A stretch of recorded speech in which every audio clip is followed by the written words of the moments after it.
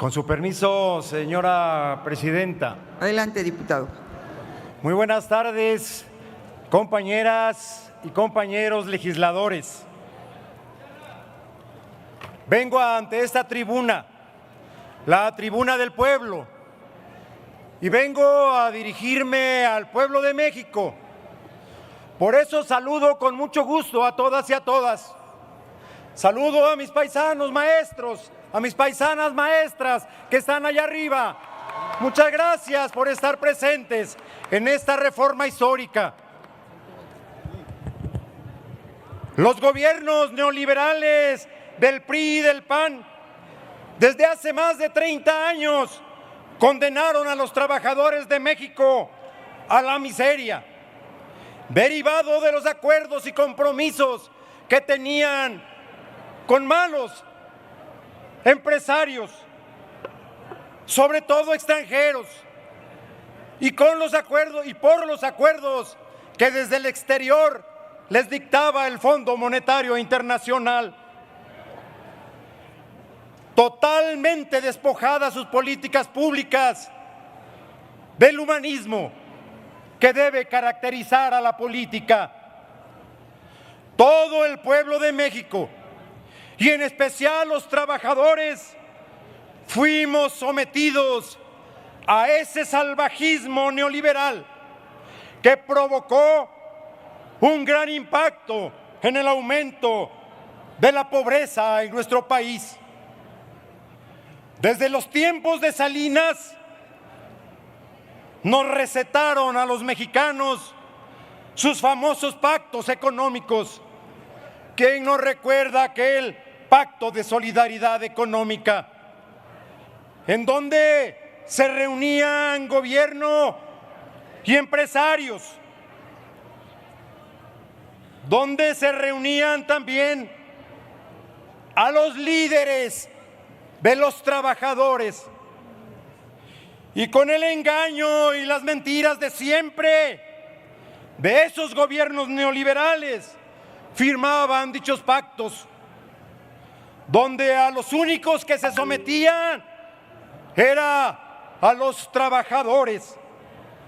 Invariablemente los compromisos de esos pactos, que eran todos lesivos para la economía familiar, estaban: no exigir aumento salarial más allá del 3%, ni prestaciones más allá del 4%, no emplazamientos a huelga, pero eso sí, les decían que solo mientras durara el pacto, o sea, todo el sexenio. Entre otras obligaciones que les eran impuestas al sector obrero. Así fue durante todos los gobiernos del PRIAN, disque pactos de solidaridad, de estabilidad, de disciplina, de prosperidad, etcétera, etcétera, etcétera. Nos lo repitieron durante todo el periodo neoliberal. Pactos que no sirvieron para detener las enormes crisis económicas a las que sometieron a nuestro pueblo desde la época de Miguel de la Madrid hasta Peña Nieto. Un salvajismo neoliberal que cada año fue provocando que más de 1,5 millones de mexicanos se sumaran a la pobreza, dejando hundido a nuestro amado México en una pobreza exacerbada que detonó en violencia y en inseguridad.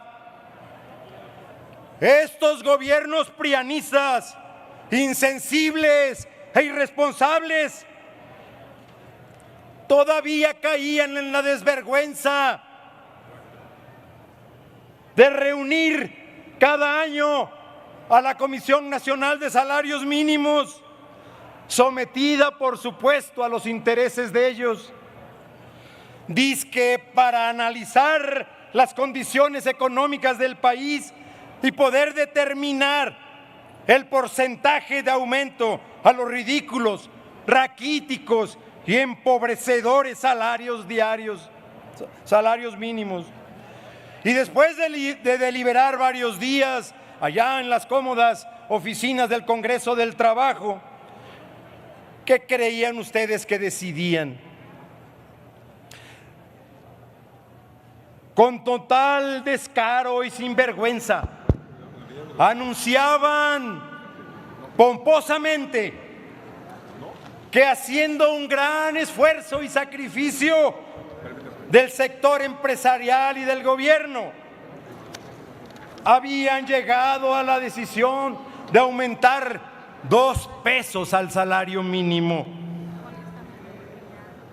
Todo esto en contubernio y en complacencia de los grandes líderes de los obreros, quienes eran encargados, por cierto, de darle contención a las cada vez más álgidas protestas de los trabajadores. Tiempo, compañero Sus diputado. mentiras, que si aumentaban más de 3 pesos, se provocaría una gigantesca crisis económica, que habría una gran devaluación, como si no hubiera sucedido las peores durante estos años de su gobierno. Le pedimos concluya, compañero diputado. Por eso estamos aquí y venimos a esta cita histórica con el pueblo de México.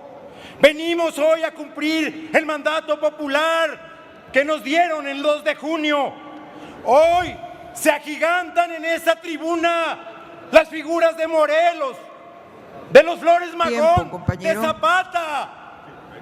Hoy aquí, como orgulloso veracruzano que soy, también se agiganta la figura del general Heriberto Jara Corona, constituyente del 17, en donde con su contribución quedaron garantizados los derechos de los trabajadores en la Constitución, que estos prianistas traidores casi logran desaparecer. Vamos por esta gran reforma que nos permita que nunca más existan aumentos al salario que están por debajo de la inflación. Concluyo, señora presidenta. Vamos unidos todos a seguir con las reformas que nos permitan avanzar en la consecución del tan ansiado estado de bienestar. Que concluya, compañero. Gracias.